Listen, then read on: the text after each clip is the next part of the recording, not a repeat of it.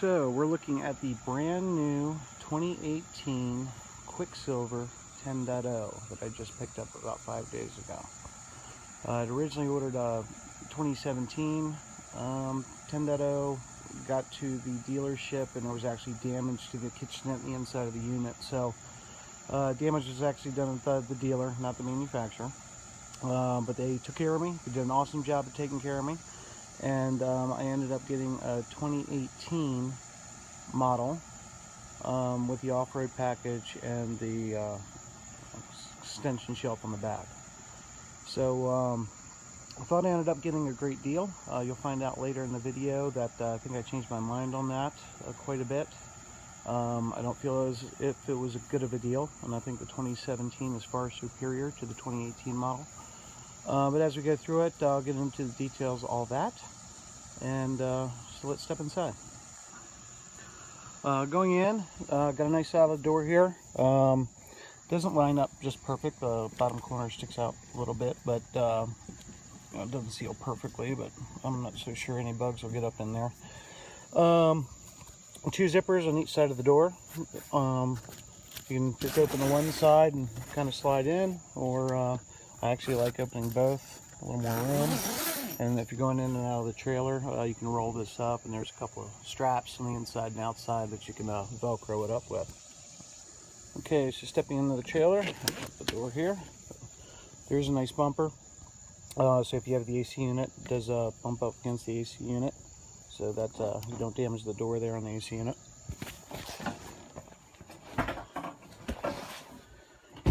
Alright, stepping up in here, we have a kitchenette. I've got the furnace package. Also have the stove package as well. To the left, we have our dinette. That's the table. It actually goes outside with the support. Underneath, you got storage. I actually added some Velcro to the seats because these slide around a lot. So I added some Velcro to the seats. They've got Velcro tabs on the back of these seats, but there was no Velcro up here. So I ended up adding some loop up here. Or I'm sorry, some hook.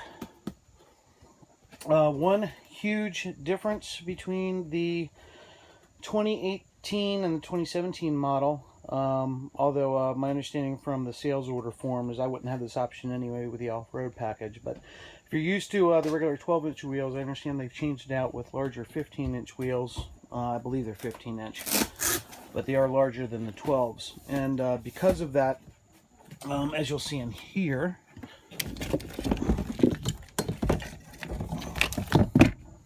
they got a larger wheel well on each side.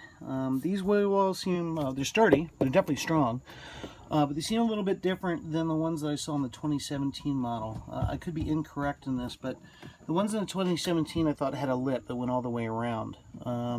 These do not. They don't have a lip here on the ends, although they have a piece of plastic over underneath the table.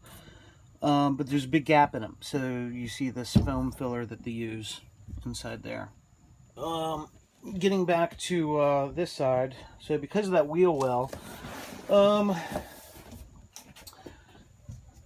they had to modify the bench in order to work around the wheel well. So what you'll see in here is they've notched out the bench there in order to fit around the wheel well. They've also bolted down this bench, so if you've got the expectation of being able to pull both benches out, that's not going to be in the case, at least for the 2018 10.0. I'm not sure if the other size models are different or not, but this is a pretty significant difference for some people. The other bench is still removable as well as the table, so you can take one bench out and one table, but not this particular bench. Also, because a hole's cut in it, you can probably forget about using this one as a cooler, which I know that they've advertised in the past with the 2017 models. Alright, so here's the dinette turned into a bed. Pretty simple.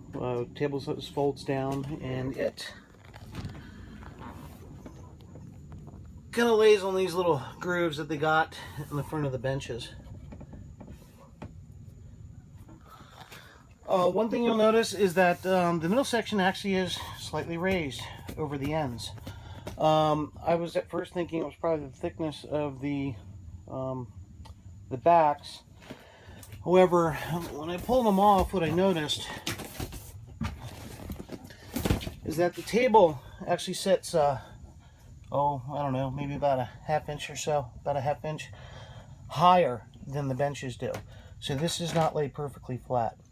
I've heard of one other owner who's received a 2018 10.0, and apparently with them, this bench was actually screwed back a little too far. So this table actually does not fit in there tightly, and if they have any pressure on it, the table actually falls through onto the floor. I haven't had that problem. In fact, mine fits actually pretty tight. I guess with this seat bolted in place and that other seat pretty snug up against the bed, it fits in here pretty tight for me. So I haven't experienced that issue. I will say it's not a very large lip on this. So any little bit of play between these benches, yeah, I could see this table easily falling through. As far as sleeping on it, I think for the adults, since we can kind of feel it, unless we put a pad on top, it's pretty much not a good bed for adults. Kids are light enough where they really can't tell. Dinette mode, table simply pops up. Pretty simple, just simple locking table. Definitely want to make sure that the legs are locked. Let my kids open it up. Didn't double check. We ended up table fell on us. You can see back here the wheel well. Where this is a separate piece. Again, in the 2017, I could be wrong on this, but I thought this was one solid piece. And you can see down in there where they've got some of that foam insulation, and there's some shavings and all down in there too.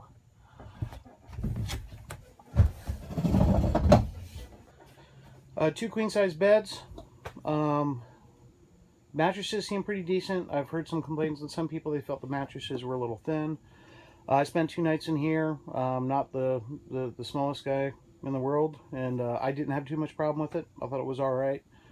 But a lot of people tend to be getting toppers for these. For the kids, it was just perfect. No issues there with the kids. Here's the fan light. These are pretty nice. One thing I'm not crazy about the design is where they put the plug for this one, since the seat back kind of sits directly up against it and probably push against that connector. So when some places, the seat back does kind of stick out just a little bit here.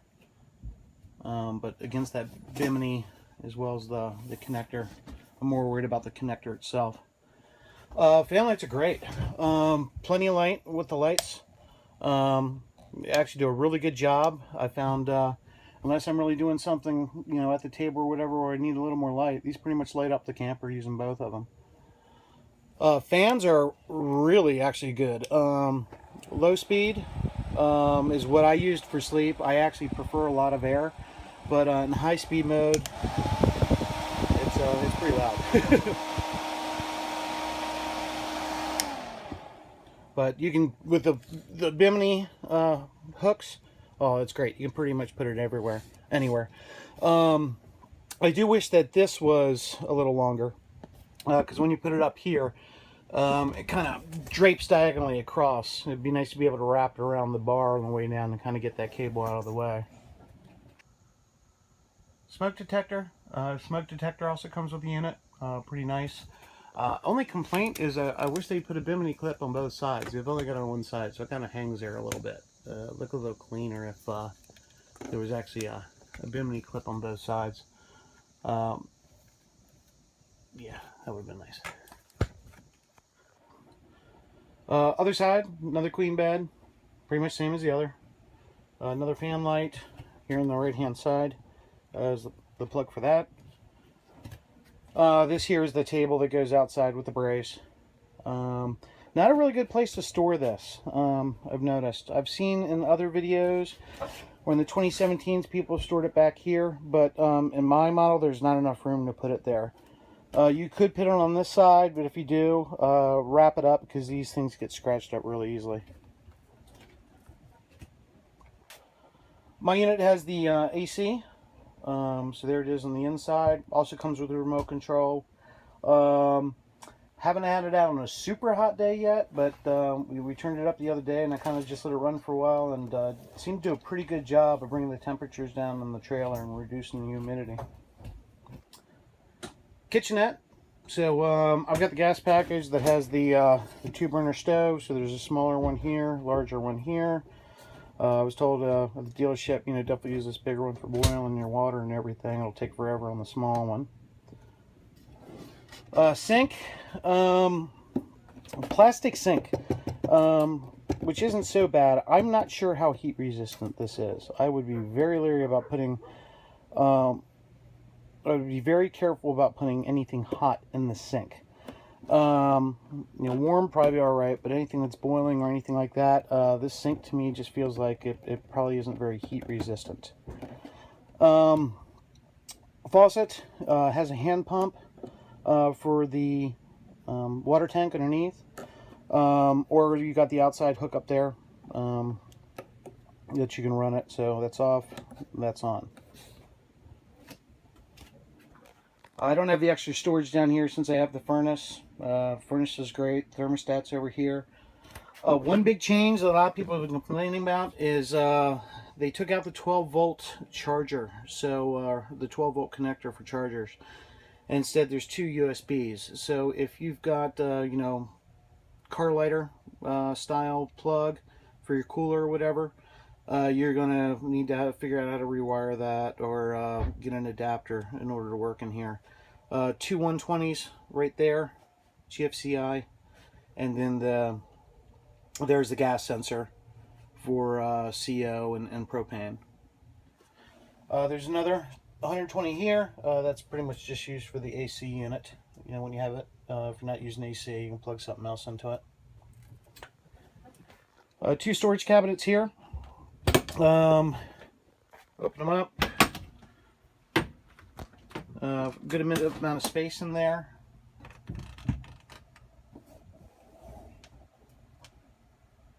So here's your lines coming up from the tank and outside. There's your drain.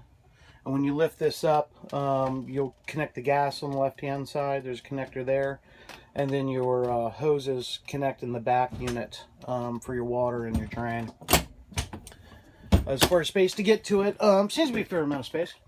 The gas is right there, through the bench. I can get back here.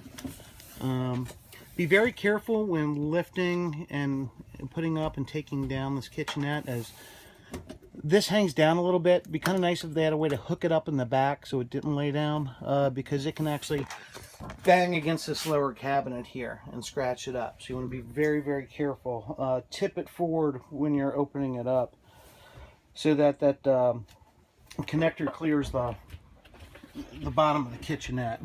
And then on the right hand side, you got to kind of lay across the bed to get to it. There's the hookups there. 7-gallon water tank down below. As far as the windows go, on the beds, you pretty much have your canvas. When you take that down, you've got mesh. Really great airflow on this trailer when you open up all the windows. Pretty much the same on the other 3 windows on the other bed. You got canvas or mesh. Nice little exit signs. And then actually the zippers, I noticed, the zipper handle is actually red for the exit window on the mesh, which is kind of funny. The door is also canvas and mesh. And again, all these windows have these straps so that you can roll these windows up and or just roll up the canvases. Just have the mesh, roll the whole door up if you wish. On the sides, the one side above the bench has one big window. This opens up. You've got a tinted plastic, which is outstanding because getting you trapped in here in a rainy day, you don't want water to come in, you still want to have sunlight come in. You can open up this window as well as these 2 side windows. They have this tinted plastic. And then there's another set of zippers that you can use to open this up and just have the mesh. And then there's two sets of straps, you know, one for just the canvas and another set if you're rolling up the canvas and the window together to hold those up. I got a problem with these. I'll get back to this one later in the video. Storage bench on the side. Actually was wider than I thought. I bought this sight unseen, and I'd been in an 8.0, but I hadn't been in a 10.0. And I expected this to be a little smaller, but it's actually a fairly comfortable bench. I don't have the smallest butt in the world, but I can sit on this just fine for a long period of time. Open this up, great amount of storage. Here's privacy curtains. Again, another thing I'll get to later in the video on those. So I've got my power adapters, you know, water hose, you know, everything I got pretty much power and provide water to the trailer.